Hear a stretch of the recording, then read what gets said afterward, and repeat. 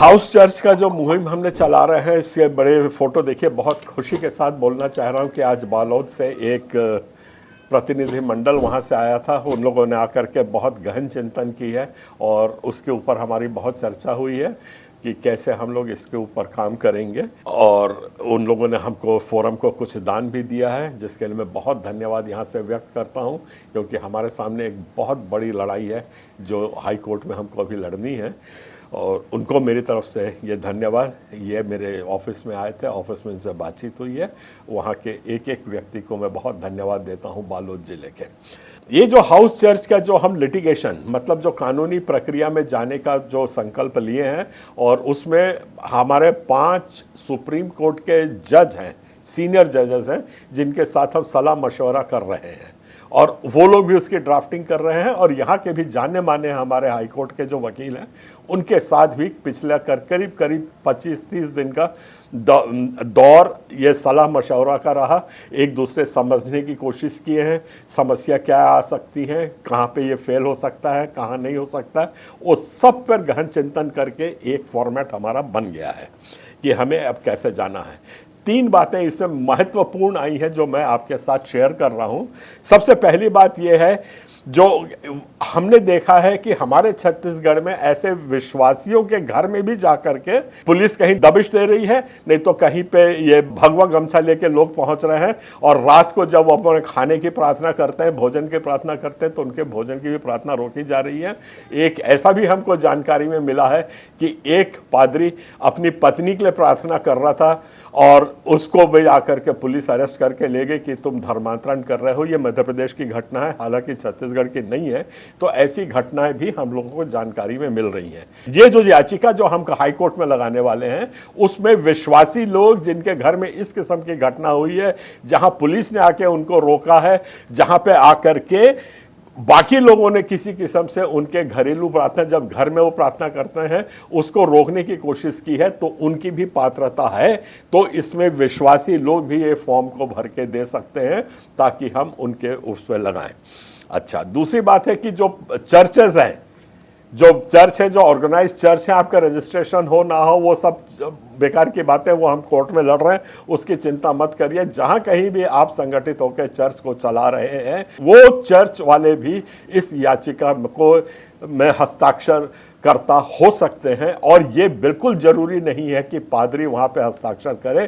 कोई भी विश्वासी, कोई भी सदस्य उस चर्च का उस पे हस्ताक्षर करके अपने नाम से याचिका दायर कर सकता है।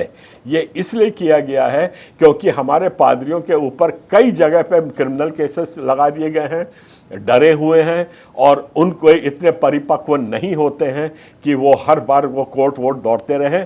तो इसलिए मेरा आपसे आग्रह है कि आप कृपया करके अपने जवानों को, जो समझदार लोग हैं, जो वहाँ पे वकील हैं, वकालत है, या थोड़ी सी हैसियत रखते हैं, वो लोग उसमें याचिकाकर्ता बने उन चर्चों में, और पास्टर्स बनते हैं। बहुत खुशी की बात है, स्वागत है उनका, पर उनको ओवरबर्डन ना किया जाए, इसलिए ये दूसरा निर्णय लिया गया है। और तीसरी बात यह है कि कुछ हमारे गांव में या कस्बों में, या जैसे जिला मुख्यालय में भी हमने देखा है कि कई बड़े चर्च भी है, ऑर्गेनाइज चर्चेस भी हैं, वो भी आज तकलीफ झेल रहे हैं। और उनको ये भी मैं कह रहा हूं कि आप डायरेक्टली कोर्ट, हाई कोर्ट में भी लगा सकते हैं। जो सक्षम है वो भी जाएं हाई कोर्ट में लगाना शुरू करें। आप अपना वकील लगाइए, गाइडेंस के लिए आपको हमारा पेटिशन चाहिए, वो हम भेज देंगे, उसको देख लीजिए और अपने हिसाब से आप उसको बनाइए, अपने हिसाब से लगाइए। आप पर आपकी पेटिशन आज कोर्ट में पहुंचनी चाहिए। और दूसरा, हमने ये निर्णय लिया है कि ये जो हम लोग याचिका लगाएंगे, ये जनहित याचिका के रूप में ये नहीं रहेगी, क्योंकि जनहित याचिका का दायरा थोड़ा सा फर्क रहता है, इस पर काफी गहन चिंतन हो चुका है। तो इसको इंडिविजुअल रेट्स, इंडिविजुअल याचिकाएं हम लोग लगाएंगे। तो जो ऑर्डर आएगा वो पर्टिकुलरली उस व्यक्ति के लिए आएगा जिसने वो याचिका लगाई है। इससे हमको काफ़ी बचाव मिलता है और ये सारे निर्णय अभी लिए गए हैं। तो मैं उम्मीद रखता हूं कि आप लोग इसका अनुपालन करेंगे और अपना पूरा सहयोग देंगे। और अभी जैसे हमारी चर्चा चल रही है, तो जिलेवार हम लोग कैंप्स होल्ड कर रहे हैं।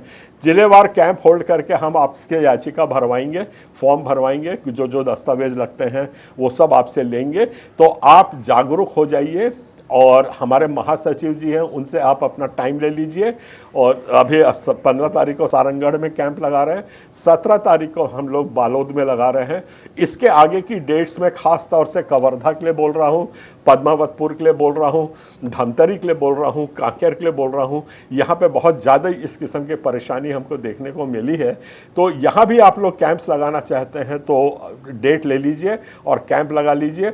हमारा दल आएगा, वहाँ पे कुछ वकील भी रहेंगे, कैसे फॉर्म को भरना है, क्या क्या करना है, वहीं फॉर्म भी देंगे, वहीं आपसे सब चीज़ें भरवाएंगे, आपके दस्तखत लेंगे। फोरम आपके साथ है, पूरी तैयारी करके दे रहा है। इस तरीके के निर्णय लिए गए हैं, एक एक बात को ध्यान से दीजिए।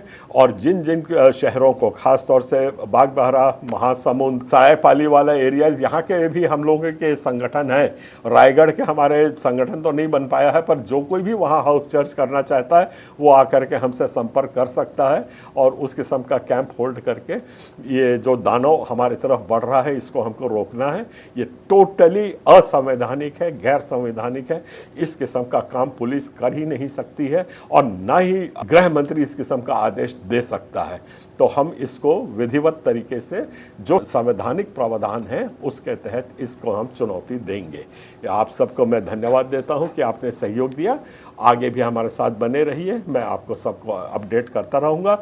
आप सबको जय मसीह, जय जोहार, जय छत्तीसगढ़।